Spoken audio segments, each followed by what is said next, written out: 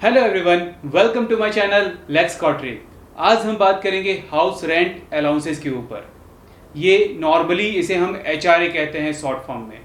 जब भी कभी आप जब जॉब करने जाते होंगे या अगर आप सैलरीड पर्सन ऑलरेडी होंगे तो आपको एचआरए मिलता होगा, वो आपका एक सैलरी का पार्ट होगा।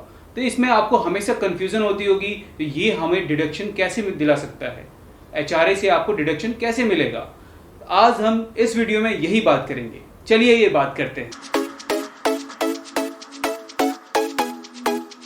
क्या आप एक सैलरीड एम्प्लॉय हो या आप एक सैलरीड एम्प्लॉय बनने वाले हो फ्यूचर में कभी भी, तो ये एचआरए के कैलकुलेशन के बारे में जानना या एचआरए क्या है इसके बारे में जानना बहुत ज़रूरी है।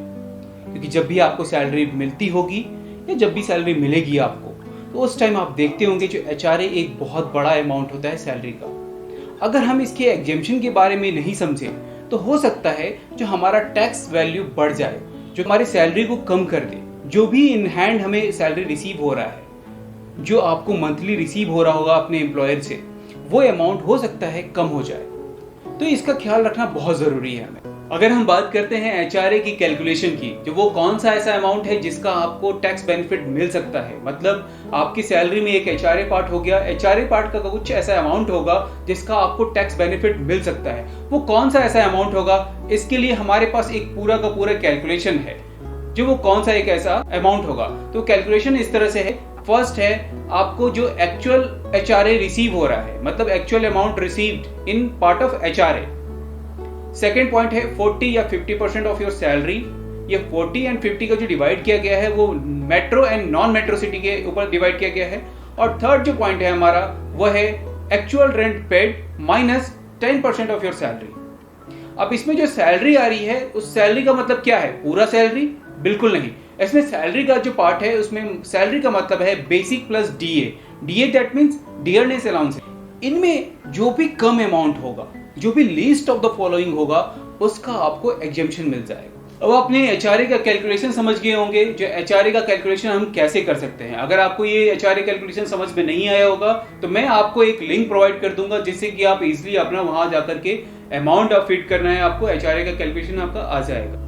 अगर मैं बात करूं जो ये एचआरए का कैलकुलेशन समझाने का पर्पस क्या है, तो मेरे पास ऐसे बहुत सारे क्वेश्चंस आए हैं जिसमें कि लोगों ने मुझसे पूछा है या मेरे क्लाइंट ने मुझसे पूछा है या मेरे जो कलीग हैं, मेरे जो दोस्त हैं, मेरे फ्रेंड हैं, उन लोगों ने मुझसे पूछा है जो मेरी सैलरी तो 5 लाख ही है और गवर्नमेंट कहती है जो 5 लाख तक तो आपका टैक्स ही नहीं लगता, लेकिन फिर भी ये टैक्स क्यों लग रहा है? मेरी सैलरी 6 लाख है लेकिन फिर भी ये टैक्स लग रहा है। मेरी सैलरी 7 लाख है फिर भी टैक्स लग रहा है। ये बहुत सारे स्लैब रेट के अकॉर्डिंग उनके पास बहुत सारे क्वेश्चंस है। लेकिन आपको तभी डिडक्शन मिलेगा जब आप कोई डॉक्यूमेंट्री एविडेंस सबमिट करोगे। अगर मैं बात करूं 5 लाख तक की, तो 5 लाख तक में तो फिर भी आपको बेनिफिट मिल जाता है क्योंकि वहां पे एक रिबेट का पार्ट है। टैक्स जनरेट होता है बट आप रिबेट से आपको बेनिफिट मिल जाता है। लेकिन अगर मान लीजिए आपकी सैलरी 5 लाख से 1 रुपए भी ज्यादा हुई, तो जब तक आप कोई डॉक्यूमेंट सबमिट नहीं करोगे, कोई एविडेंस अपना सबमिट एम्प्लॉयर के पास नहीं करोगे, आपको टैक्स का बेनिफिट नहीं मिलेगा। एम्प्लॉयर किसी भी कीमत में आपका टैक्स डिडक्ट करेगा ही करेगा। तो आज हम बात करेंगे जो एचआरए का बेनिफिट लेने के लिए हमें कौन कौन से डॉक्यूमेंट या किन किन बातों का ख्याल रखना चाहिए। जब भी कभी आप रेंट पे रहने जाओ तो कुछ बातों का ध्यान रखना बहुत जरूरी है। मतलब जैसे कि आप फर्स्ट टाइम कभी रेंट पे रहने जाते हो तो आपका लीज एग्रीमेंट या रेंट एग्रीमेंट बनेगा। तो लीज एग्रीमेंट और रेंट एग्रीमेंट बनने से पहले आप उनसे उनका पैन कार्ड जरूर लो। अगर मान लीजिए 1 सेकंड के लिए उनके पास पैन कार्ड नहीं है, अगर उनके पास पैन कार्ड नहीं है तो उनसे एक डिक्लेरेशन लो जो उनके पास पैन कार्ड नहीं है, और कोई ऑनरशिप प्रूफ लेना बहुत जरूरी है कि ये प्रॉपर्टी उन्हीं के नाम पे है। एज लाइक प्रॉपर्टी टैक्स हो या इलेक्ट्रिसिटी बिल हो, इस तरह के कोई एक ऑनरशिप प्रूफ ले लीजिए उनसे, ये प्रॉपर्टी उन्हीं के नाम से है और उन्हीं का प्रॉपर्टी है। अगर मान लीजिए कोई ऐसा पर्सन है जो उनके वाइफ के नाम से प्रॉपर्टी है, तो आप उनके वाइफ का ही पैन कार्ड लीजिए, ना कि उनके हस्बैंड का। जब भी कभी किसी ऑनर को आप अपना रेंट का अगर पेमेंट कर रहे हो तो उनसे रेंट रिसिप्ट जरूर बनवाओ और उस रेंट रिसिप्ट की कॉपी आप अपने पास जरूर रखो, क्योंकि उसी रेंट रिसिप्ट के बिहाफ पे आपको एचआरए का डिडक्शन मिलेगा। अगर मान लीजिए आपका रेंट जो है वो 3,000 से कम है, तो उस कंडीशन में आप विदाउट रेंट रिसिप्ट के भी उनको पेमेंट कर सकते हैं और इसका बेनिफिट आपको मिल जाएगा। अब मान लीजिए एक नया केस आता है जो जब भी कभी आपका रेंट 1 लाख से ज्यादा हो। अगर आपका रेंट अगर 1 लाख से ज्यादा होता है एनुअली, तो उस केस में आपको अपने ऑनर का पैन कार्ड भी सबमिट करना होगा विद रेंट रिसिप्ट।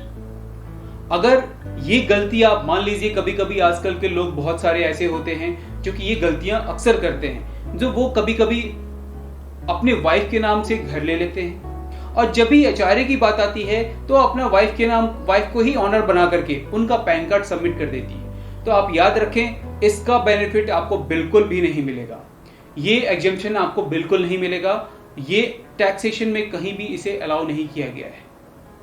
जो आपका अगर मान लीजिए इस केस में, लेकिन अगर आप मदर फादर के साथ रह रहे हो और आप अपने मदर फादर को ही कुछ रेंट पेमेंट कर रहे हो और ये प्रॉपर्टी जो है जिस पे आप रेंट पे रह रहे हो वो प्रॉपर्टी आपकी मदर फादर के नाम से है, तो ये एग्जेम्पशन आपको मिल जाएगा। इस केस में आप जिन भी पर्सन के नाम से है, मान लीजिए फादर के नाम से है, तो आप फादर का पैन कार्ड सबमिट कर सकते हो, उसमें आपको बेनिफिट मिल जाएगा ये चीज। लेकिन ये आप वाइफ के साथ बिल्कुल भी नहीं कर सकते, मतलब अपने स्पाउस के साथ। अगर आप वाइफ तो नॉर्मली हस्बैंड के साथ नहीं कर सकते, अगर आप हस्बैंड हो तो वाइफ के साथ नहीं कर सकते। मतलब ये चीज आप स्पाउस के केस में बिल्कुल भी वैलिड नहीं है, इसे टैक्स डिपार्टमेंट अलाउ नहीं करता। मान लीजिए अब एक नया केस आता है, जो अगर आपका जो ऑनर है वो एक एनआरआई है, तो एनआरआई के केस में एक टीडीएस का प्रोविजन आ रहा है। तो उस टीडीएस प्रोविजन के अंदर जब भी कभी आप अपने ऑनर को पेमेंट करोगे तो आपकी रिस्पॉन्सिबिलिटी है जो उसमें से आप 30% का टीडीएस डिडक्ट करो और उसका पेमेंट आप गवर्नमेंट के पास करो। अगर आप नहीं करते हो तो ये पेनल्टी प्रोविजन आप पे ही जाएगा। जैसे जनरली मैंने आपको स्टार्टिंग में बताया था, जो 40 या 50% का एक प्रोविजन, वैसे 40 या 50% ऑफ योर बेसिक सैलरी से आपका कभी भी एग्जेम्पशन ज्यादा नहीं जाएगा। नॉर्मली ये लिमिट इतनी ही रहेगी। दूसरी बात ये है, जो आप जो भी रेंट का पेमेंट कर रहे हो वो 100% रेंट का एग्जेम्पशन नहीं मिलेगा। कुछ एक्सेप्शन केसेस आएंगे जिसमें कि आपका रेंट बहुत कम है, उस केसेस को अगर छोड़ दें तो आपको 100% रेंट का कभी भी एग्जेम्पशन नहीं मिलेगा।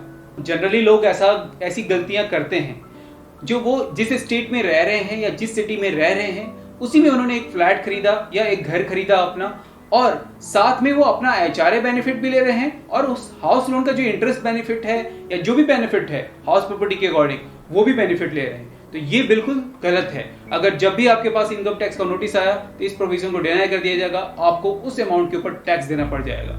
तो आपको ये गलती बिल्कुल भी नहीं करना है। आप दोनों बेनिफिट एक साथ नहीं ले सकते हो। आप चाहे तो एचआरए के बेनिफिट ले लो या तो आप हाउस प्रॉपर्टी का जो लोन इंटरेस्ट बेनिफिट है चाहे तो वो ले लो। आप दोनों में से कोई एक ले सकते हो। आप मान लीजिए इस केस में एक कंडीशन आता है, जब आपका घर किसी दूसरे स्टेट में है और आप जॉब करने के लिए किसी दूसरे स्टेट में रह रहे हो। मान लीजिए आपका घर मुंबई में है और आप दिल्ली में आकर के जॉब कर रहे हो, तो इस कंडीशन में आप ये बेनिफिट ले सकते हो बिकॉज आपका घर दूसरे जगह। लेकिन वो जो हाउस प्रॉपर्टी जहां पे आपका घर है उसका जो कैलकुलेशन है वो हाउस प्रॉपर्टी के अकॉर्डिंग होगा।